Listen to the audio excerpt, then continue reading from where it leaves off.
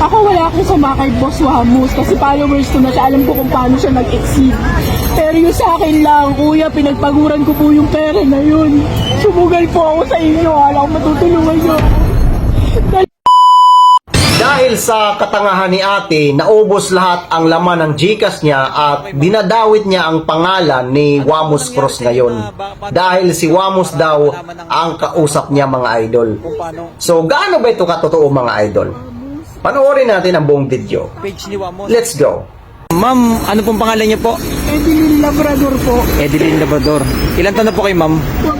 45. 45. Ano po ba nangyari sa inyo na paano kayo na-scam para malaman ng ating mga kababayan kung paano? Meron pong site si Wamos dito po sa page. Page ni Wamos. Page ni Wamos po. Yung, eto po. Ano po pangalan ng page? Ito po. Para malaman ng mga kababayan natin. Ito po. Para maging aware sila kung anong mangyayaring Ito po. Wamos yung Baby Nature Cruise. Wamos Baby Nature Cruise. Wamonex Cruise. Ano po ba page yan? Page niya po to. Doon sabi niya may 15k ayuda. Mag-like lang kayo and share. Ayan ang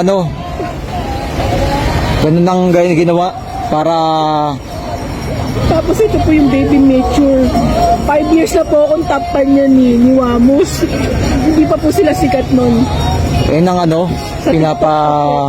ang sa TikTok pa. Sa TikTok pa po nagpa-follow ako sa kanya.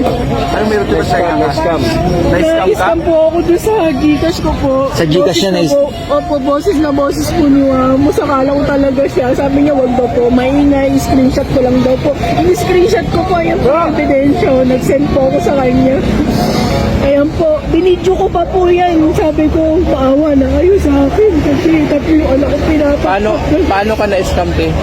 Nag-send po ako, yung sinend ko po yung sabi niya mag-send daw po, mag-like and share lang daw po doon sa page kasi bibigyan ng ayuda, 20k, 50k, mga ganun.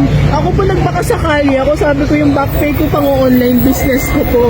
Ngayon, in-screenshot ko po, sabi niya, screenshot mo, sabay, eto po nag-reply siya. Sabi niya, screenshot mo yung balance mo. Pero ano yan, account talaga nila Wamos yan or Dun po yun sa page po. Wamos na Baby nilalagay. Nature Cruise. Opo, yan po. I-check mo muna yung account niya kung legit ba talaga. Oo, ayun kasi Hindi dyan po yan kasi di ba po sabi PM me. Nung nag-PM po ako, minsan may nakalagay na subscribe, 55 pesos magbabayad ka po. I-click mo muna. Wala po Kung akong May wala. kita kasi kung ilan yung followers. doon Hindi, kasi pakita natin ma'am, pati nga ma'am kung anong pangalan ng Wamos Baby Nature Opo, Cruise. ayan po, ayan po. Tsaka Wamonet Cruise. Ayan po. Tsaka Baby Nature. Opo. Pero diyan ka nagpadala sa Saka Wamos. nagpadala ng 10K. Yan po sa Baby Mature. Yung Baby nag-screen- Mature. Opo, cruise. Cruise, diyan ka nagpadala ng 10K. Opo. Paano mo nasabing legit yung account? Kasi po nag-subscribe ako ng 55 pesos. Nag-subscribe sila sa pesos. Kaya po legit siya. Tapos may tumawag po Hindi sa naman as akin. in, forget nag-subscribe ka, is legit na yun. Oo. Kasi lahat naman ng account mayroong ganun.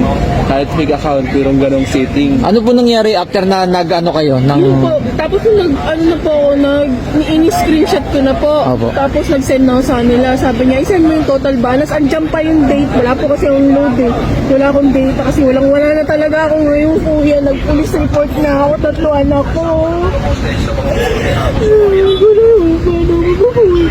Grabe naman. Tapos sinisin lang nila po. Sabi ko, maawa na kayo sa akin. Wala na ako ibang pera niyan. Pero yung 10K po, naipadala nyo na sa kanila. May tumawag po sa akin, hiningi yung 6 na number na code. Sabi ko, 2 lang. Sabi niya, hindi para doblehin natin. Ita times 10 natin yan, mas malaki.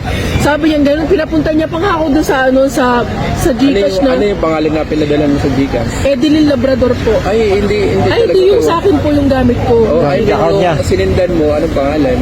Yung sinendan ko, hindi Kasi po, may pangalan code po yung yung Gcash. kinuha nila Code sa lang. akin. Code Sabi, lang, ATP. Mag-cash in ka. ATP lang. Mag-cash in ka. Una pa nga po 950. Tapos tumawag uli siya. Sabi niya, doblehin mo to. Ilahat mo na yung pera mo para mata-times 10. Inaantay ko po yun. Binigay ko yung 6 digit na ko. Sabi ko, ayoko, 2 digit lang. 6-3 lang binigay ko. Kasi may mga send po ako ng Gcash dito eh. Tapos sinend ko po yung screenshot sa kanya. Wala na po. Pagting sabi niya, wag mo i-off ha. I-open mo lang. Wag mo mong i-off. Di, inopin ko lang po. Tapos nung chinek ko po yung Gcash ko, 0 balance, 7 cents na lang po yung tira nung Gcash ko. So ngayon ate, panawagan mo kay Wamos Cruz sa pamilya din niya. Opo, sabi niya kasi nag-chat ako. Ang dami ko sinabi, 5 years na ako sa'yo. Hindi pa kayo sikat ng asawa mo, yung una mo pang asawa yan. Followers mo na ako. Nagsisend ako sa'yo, sabi ko pansinin mo ko, sinend ko yung screenshot.